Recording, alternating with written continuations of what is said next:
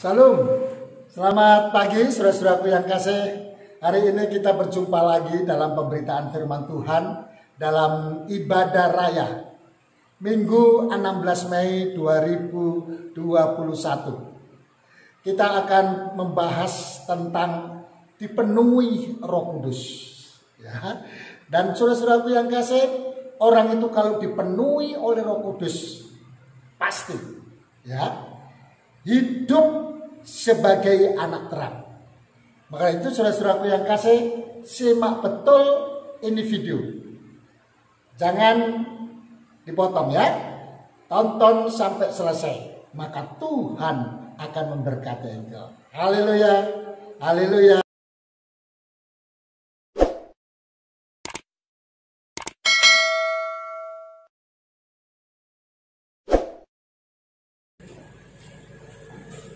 Baik saudara-saudaraku yang kasih, gereja-gereja khususnya gereja aliran karismatik dan secara khusus gereja yang berlabelkan Pentakosta atau Pentakosta, saudara-saudaraku yang kasih, dari sejak hari Kamis kemarin sampai kepada hari minggu depan dan minggu depannya lagi ya, dalam kurun waktu 10 hari itu pembahasan akan kebenaran firman Tuhan akan mengerucut membicarakan tentang baptisan Roh Kudus ya. Kita sudah pelajari bersama saudara-saudaraku yang kasih, baik malam pertama dan selanjutnya mengenai baptisan Roh Kudus. Dan hari ini saudara-saudaraku yang kasih, saya mengambil tema dipenuhi Roh Kudus. Ya. Jadi dipenuhi Roh Kudus. Lalu kemudian orang yang dipenuhi oleh Roh Kudus, saudara-saudaraku yang kasih, maka hidupnya yaitu hidup sebagai anak-anak terang. Sebagai anak terang. Jadi kalau orang itu sudah dipenuhi Roh Kudus, ya, maka orang itu harus mampu sebagai anak terang. Ayatnya kita akan baca di dalam Efesus pada pasal yang ke-5 ayat 13 sampai dengan ayat yang ke-14.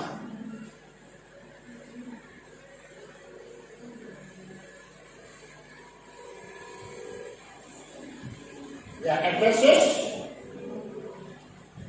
pada pasal yang ke-5 ayat 13 sampai dengan ayat yang ke-14.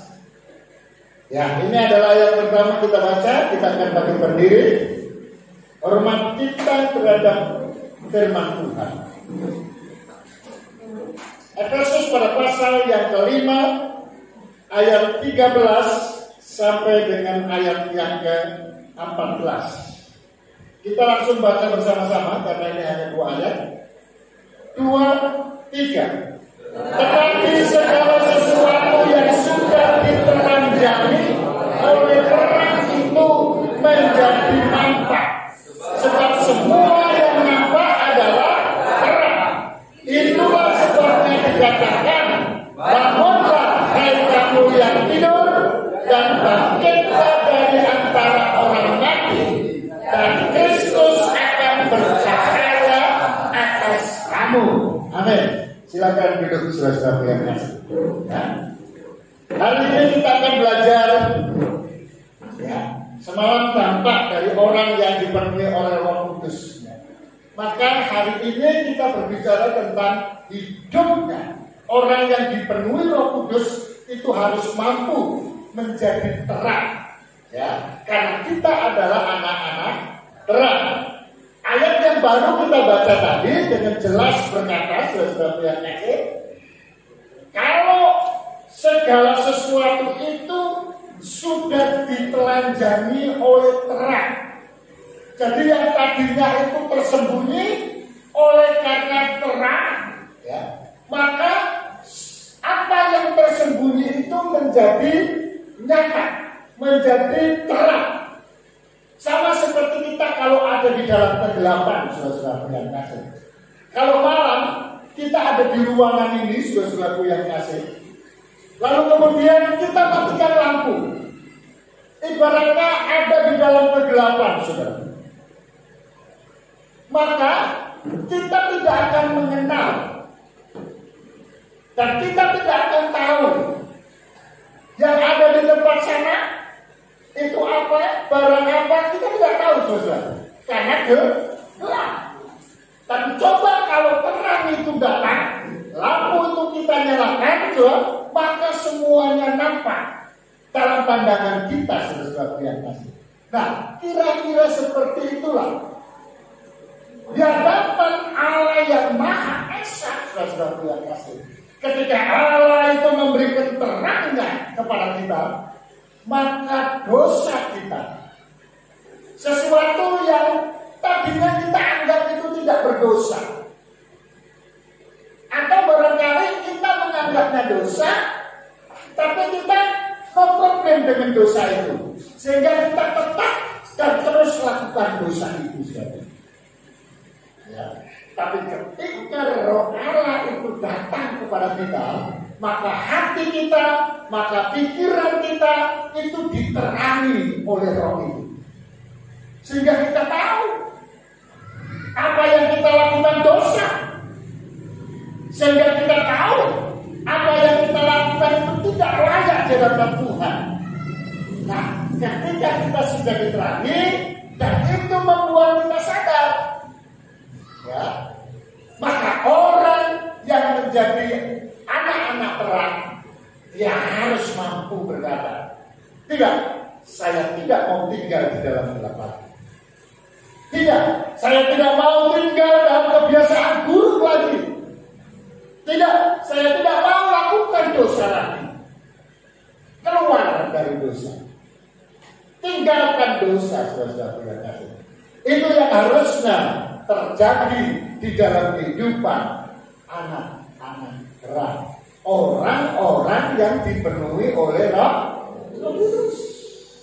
Ya. Jadi yang belum ikut ibadah 10 malam, ya, nanti malam ikut. Ya, cerita-cerita aja ya. Supaya apa? Kegerakan itu terjadi. Semalam luar biasa ya, sampai berkeringat semua. Lepas. Ya. Puji-pujian, Roh itu benar-benar dikuasai oleh Roh Allah, sehingga hati kita penuh dengan cita-cita, saudara yang kasih. Nah, Bapak Ibu dan saudara-saudara sekalian, ciri-ciri ataupun apa yang harus dilakukan dan akhirnya menjadi sebuah gaya hidup bagi orang yang sudah dipenuhi oleh Roh Kudus, bagi orang yang hidupnya mau sebagai anak Allah. Ya. Kita akan perhatikan pada ayat yang ke-15. Ya. Tadi kan 13-14. Sekarang kita di ayat yang ke-14. Saudara-saudara, kita baca bersama-sama pada ayat yang ke-15. 2, 3. Karena itu perhatikanlah dengan seksama bagaimana kamu hidup. Janganlah seperti orang bebal, tetapi seperti orang arif. Saudara, hidup sebagai anak-anak terang, orang yang sudah dipenuhi oleh Roh Kudus, saudara-saudara, maka orang itu tidak akan seperti orang bebal. Tahu orang bebal? Bandel. Seperti ya, bandel ya. Tahu bandel ya. Ya, siapa yang bandel? Gak boleh tunjuk arahnya ya. Gak boleh tunjuk arahnya. Udahlah, rasain sendiri-sendiri ya, mana yang bebal ya. Sudah dikasih tahu oleh firman, ya, sudah ada teguran melalui pemberitaan firman, ya. Bahkan orang yang terdekatnya oleh karena sayangnya ngasih tahu mau berubah itu namanya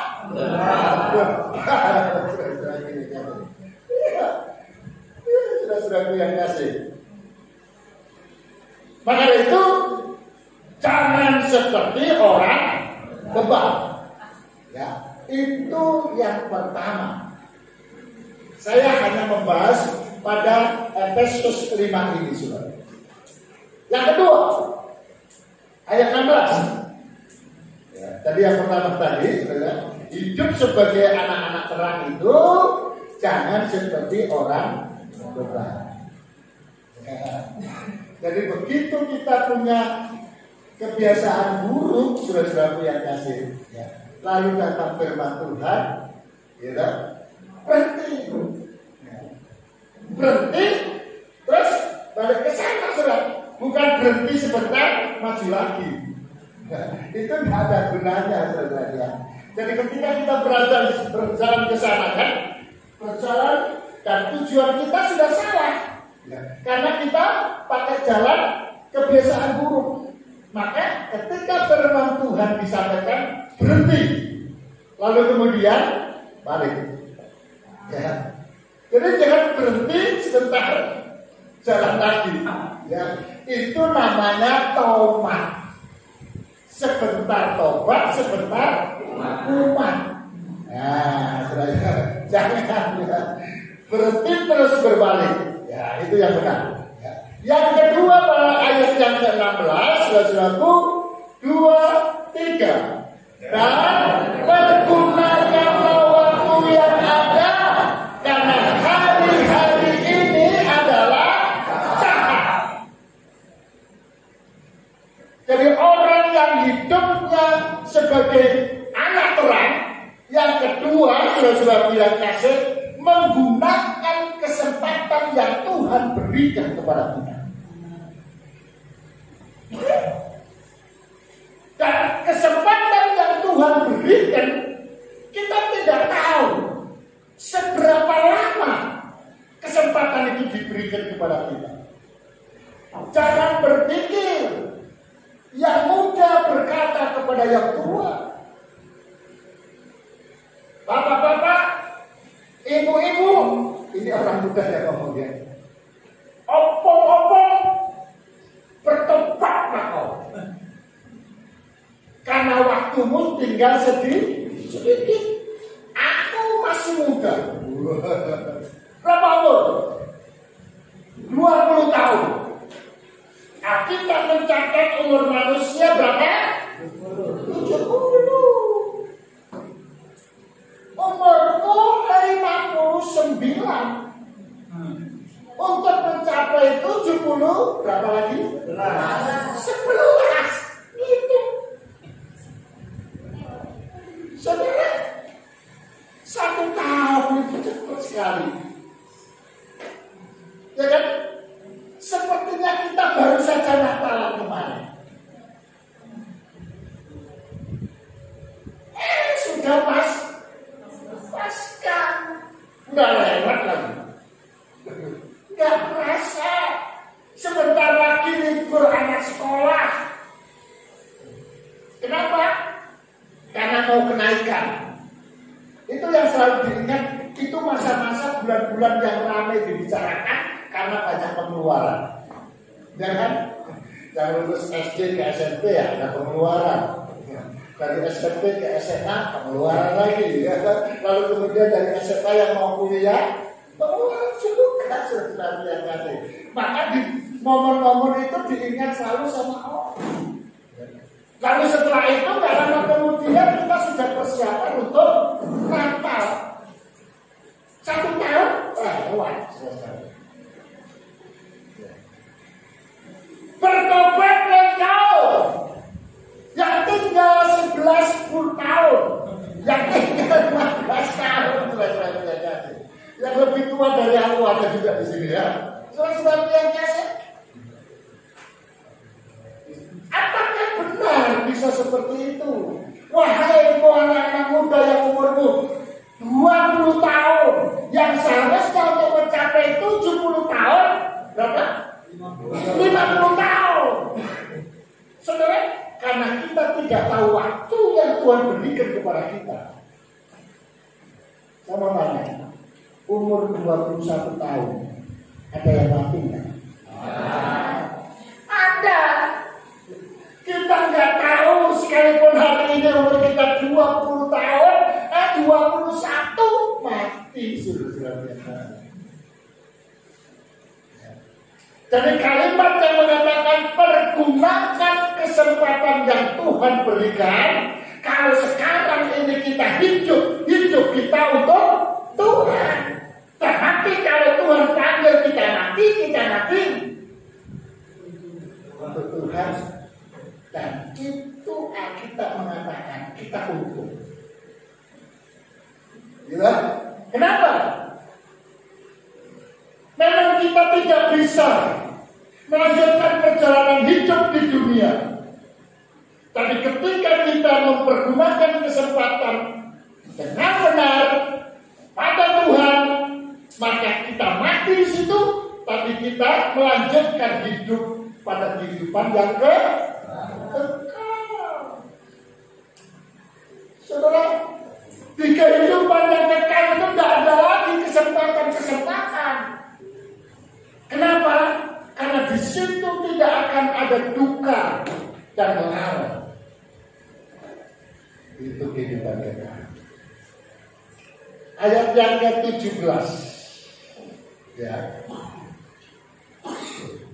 Ayat yang ke-17 kita baca bersama. 2, 3. Sebab itu janganlah kamu bodoh, tetapi usahakanlah supaya kamu mengerti kehendak Tuhan. Ya. Sekali lagi, sebab itu janganlah kamu bodoh, tetapi usahakanlah supaya kamu mengerti kehendak Tuhan. Aku mau tanya, yang bodoh siapa? Ini ayat 17 dulu. Ayat 17 ya. Sebab itu janganlah kamu bodoh, tetapi usahakanlah supaya kamu mengerti kehendak Tuhan. Aku bertanya, sing bodoh sopo? Yang tidak mengerti kehendak Tuhan, itulah si bodoh. Ayo, siapa yang mau bodoh angkat tangan? Aku nggak mau.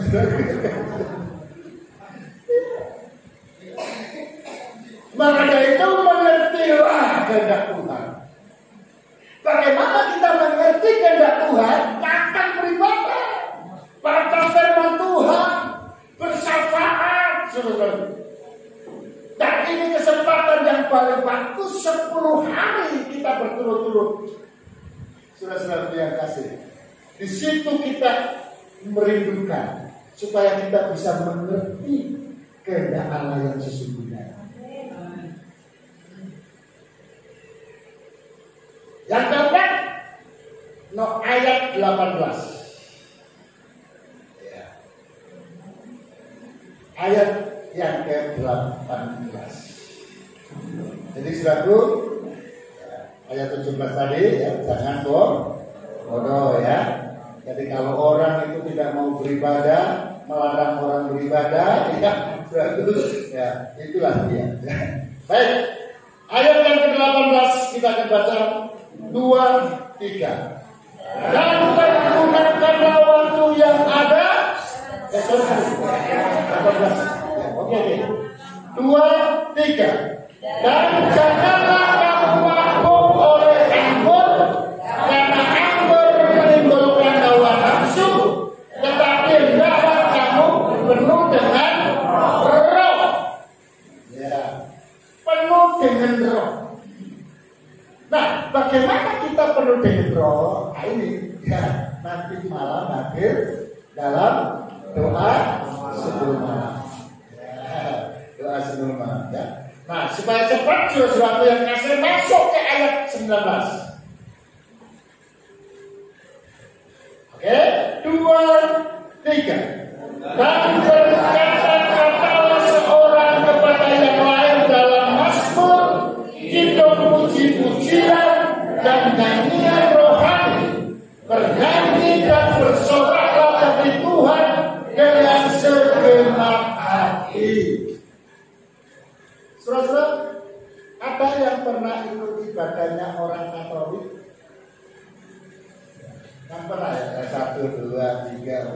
Lumayan juga ya. Iya, ortodok. Saya juga pernah, itu kebal juga pernah. Saudara-saudara yang kasih, sebetulnya ortodok dengan Katolik itu kan berdampingan, mirip-mirip. Saudara-saudara yang kasih, di situ ada puji-pujian, dan itu adalah sebuah kalimat-kalimat yang sangat indah, nasihat-nasihat yang sangat bagus, tapi bukan berupa kata-kata. Kalau engkau ingin selamat, engkau bertobat. Ya, ini kata-kata, tapi ini dilantunkan. Dilantunkan. Nah, boleh, karena Alkitab mengatakan sesuatu yang kasih dan berkata-katalah seorang kepada yang lain dalam mazmur, dalam kidung puji-pujian, dan dalam nyanyian rohani. Ya. Kalau orang Padang, orang Padang yang suka berpantun itu, Melayu ya, Melayu. Melayu atau Padang? Melayu ya. Iya. Nah, saya kadang-kadang pernah dulu saya bingung orang Melayu itu.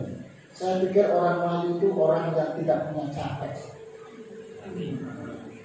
Karena Melayu ini kan bahasa Jawanya kan Melayu. Terus yang kasih ayat ini mengajarkan kepada kita harus mampu memuji Tuhan dengan segenap hati kita. Orang yang sudah dipenuhi Roh Kudus, hidup sebagai anak-anak terang, adalah orang-orang yang mampu memuji Tuhan dengan segenap hati di dalam situasi apapun. Baik ketika dalam kesulitan, mampu memuji Tuhan. Ya. Ketika berada dalam pergumulan, seberat apapun itu, kalau kita mampu memuji Dia, hati kita kan bersuka, hati kita kan senang selalu. Ingat, hati yang gembira adalah obat manjur.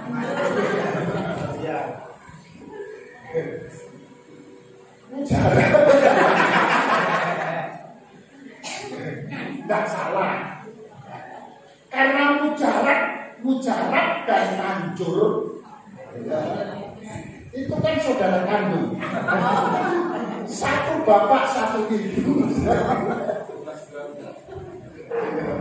Tidak apa-apa Pak, itu manjur boleh, kalau kemudian apa tadi? Mujarab juga boleh ya.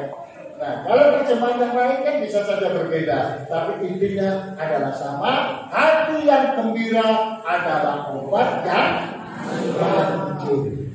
Ya, sudah yang kasih. Yang keenam, ayat yang ke-20. Ayat yang ke-20 kita baca 2, 3. Ucapkanlah syukur senantiasa atas segala sesuatu dalam nama Tuhan kita Yesus Kristus kepada Allah dan Bapa kita, ya, dan Bapa kita. Ya. Jadi yang keenam, kita harus mampu bisa mengucap syukur. Ya. Jadi sedikit ada perbedaan memuji Tuhan dan mengucap syukur. Ya. Tapi ini saudara dekat. Ya. Kalau tadi saudara kandung, ya, ini mungkin kalau saudara kandung ini kan satu bapak satu ibu. Nah, ini kira-kira satu ibu lain bapak. Ya. Tapi tidak apa-apa saudara ya. Nah, lalu kemudian yang nomor 7 ayat 21. Kita hanya sampai ayat 21.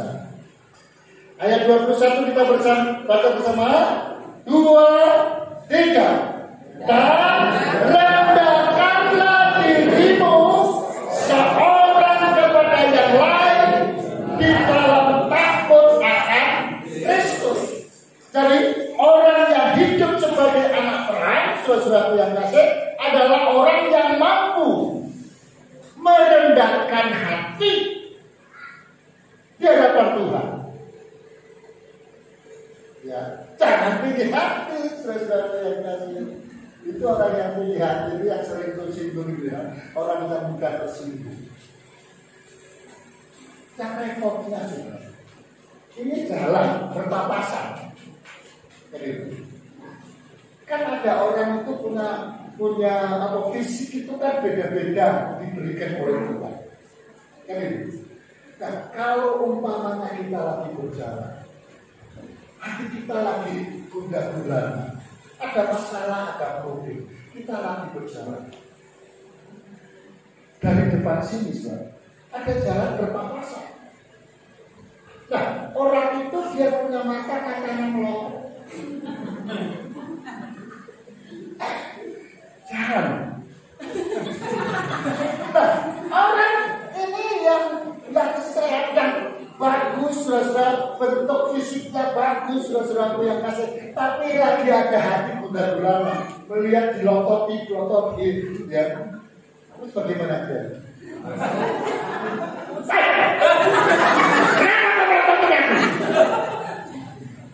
Tersinggung dia. Padahal kan dia memang, ya matanya memang melotot. Coba, itu hanya melihat saudara orang yang melototi. Dan bagaimana kalau orang itu memang telah mengkhianati, orang itu telah menghinanya. Alkitab mengajarkan kepada kita, anak terang itu harus mampu merendahkan hati. Ya, lalu berkata Tuhan, ampunilah dia. Ya, kalau begitu jumpa senyum, ya, kasih senyum yang terbaik.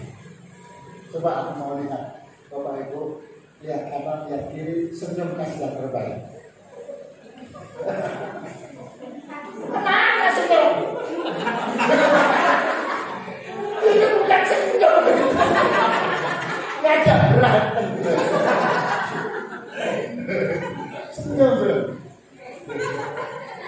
Terus pokoknya yang terbaik terindah itu kalau keluar dari hati. Nomor 8. Padahal tadi kupikir nggak ada lagi. Rupanya di ayat yang ke-18 ada yang tertinggal. Coba kita lihat lagi ayat 18 ya.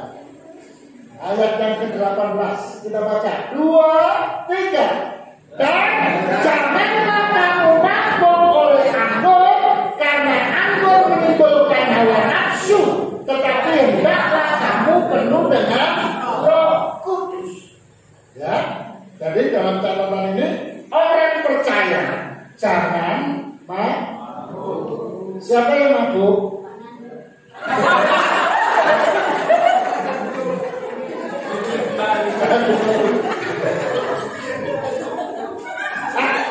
Kalau gitu nggak teruskan lagi.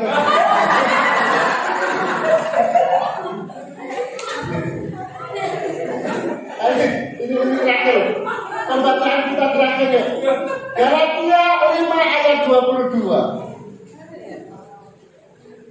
Galatia 5 ayat yang ke-22. Kita baca bersama, saudara-saudara yang kasih, Galatia 5 ayat yang ke-22. Oke, kita baca suara yang keras ya. 2, 3. Tetapi buah roh ialah kasih, sukacita, damai sejahtera, kesabaran, kemurahan, kebaikan, kesetia. 23 Pak. Penguasaan diri. Tidak ada hukum yang menentang hal-hal itu ya. Jadi saudara-saudara yang kasih, akar daripada semuanya itu dikerucutkan menjadi 3 hal. Dan itu menjadi ciri orang yang sudah dipenuhi Roh Kudus. Yang pertama adalah berani meninggalkan kehidupan lama yang dikuasai oleh dosa. Itu yang pertama. Ya. Jadi orang yang dipenuhi Roh Kudus ya, dia berani meninggalkan kehidupan lama yang dikuasai oleh dosa. Yang kedua, berani menderita bagi Kristus dan tidak kompromi dengan dosa. Yang ketiga, berani untuk tampil menjadi saksi Kristus, baik melalui perkataan maupun perbuatan. Tuhan memberkati.